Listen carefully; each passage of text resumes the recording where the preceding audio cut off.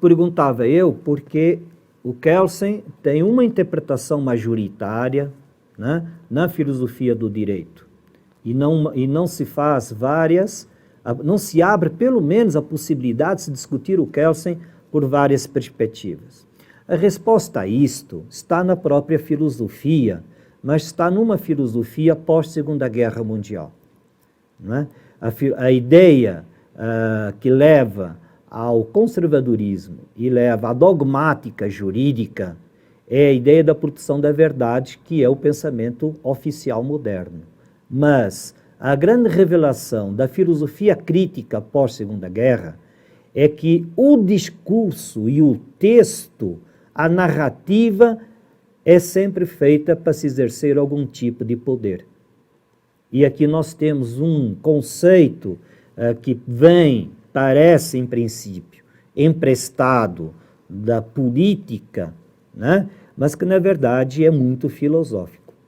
Veja, o Kelsen é sempre interpretado da mesma forma, porque existe um interesse subjacente e escondido ao discurso jurídico. Que o discurso jurídico, né, procura ver sempre nos autores da filosofia e no jurista que se dedicou à filosofia, né, como é o caso do Kelsen, né, a partir de uma determinada perspectiva da ordem, o que Foucault chamou a ordem do discurso. O discurso é sempre voltado para uma determinada ordem, para um determinado status e manutenção de determinado dominação, né, de poderes. Este é o motivo pelo qual o Kant pode ser interpretado e pode ser usado nas várias especialidades do direito de formas tão diversas. Depende da expectativa e da perspectiva que o filósofo está emprestando ao pensamento do Kelsen. O Hegel é a mesma coisa. Por exemplo, o Hegel diz, né, que é o Estado em si e para si. Isto é consagrado no pensamento filosófico, político e jurídico, todo o poder ao Estado, e é visto como a essência de sistemas autoritários. O Estado é tudo e tudo em nome do Estado. É a essência do pensamento fascista. Mas é possível enxergar no Hegel outra coisa nesta frase.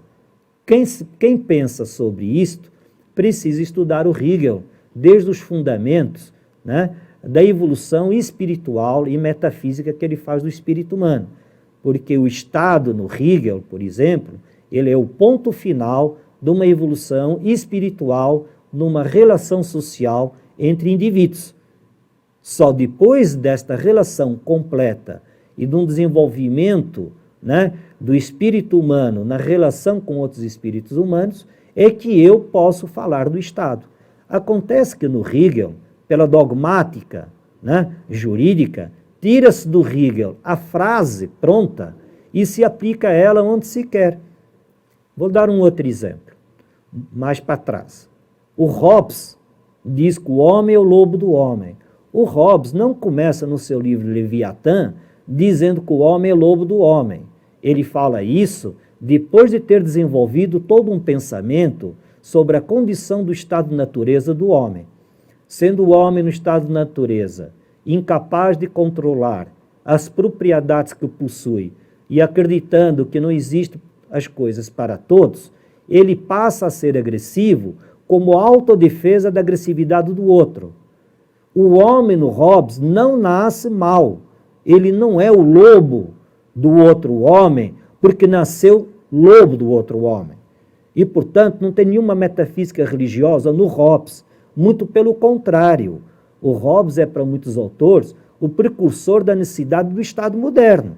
Exatamente porque o Estado moderno é aquele que é capaz, né, independentemente das vocações e das opções religiosas, né, de fazer com que exista uma harmonia e uma pacificação social. Eu posso discordar do Hobbes com relação à essência do pensamento dele, estado de natureza de escassez, o homem que vai agredir o outro homem em vez de se juntar ao outro homem, a necessidade do Estado como controlador desta beligerância, desta violência. Eu posso discordar de tudo isso do Hobbes, mas uma coisa é certa, O Hobbes não diz que o homem nasce pecador, nem diz que o homem nasce mau. Mas esta é a interpretação que normalmente se faz do Hobbes. Por quê? Porque interessa um determinado discurso conservador e conservador dogmático jurídico a ideia de que é necessário sempre o Estado e é necessário sempre um terceiro, né? Que tem o direito como subsídio para criar a ordem. E durante milhões de anos, quando a gente para pensar, nós vamos lembrar que nós, durante milhões de anos, jamais escrevemos uma única lei. O Código de Hammurabi, de 1800 anos antes de Cristo, não tem mais do que 4.000 anos de existência. E veja, nós temos milhões de anos de existência como humanos. Portanto, se apenas o direito escrito fosse necessário para nós existirmos, os seres humanos não estariam aqui hoje.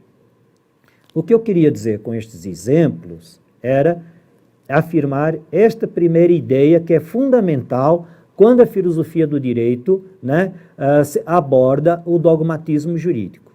Né? O discurso que se apropria do pensador, do filósofo, a forma como se interpreta, os pedaços que se pegam das obras grandiosas, às vezes, dos filósofos clássicos. Isso tudo está relacionado com a coesão e organização de um determinado sistema de poder. E como esse sistema de poder não vai aparecer de forma imediata para nós, como isto apenas poder, a primeira função que se faz com as ciências é dizer que isto é uma verdade. Porque se eu digo para alguém, isto pode não ser a verdade, mas é apenas um jogo de poder, as pessoas não vão acreditar. Mas se eu digo, isto é verdade e não é jogo de poder, as pessoas acreditam. Então, o poder usa o saber como verdade para dizer o que é, o que não é, o que deve e o que não deve ser feito.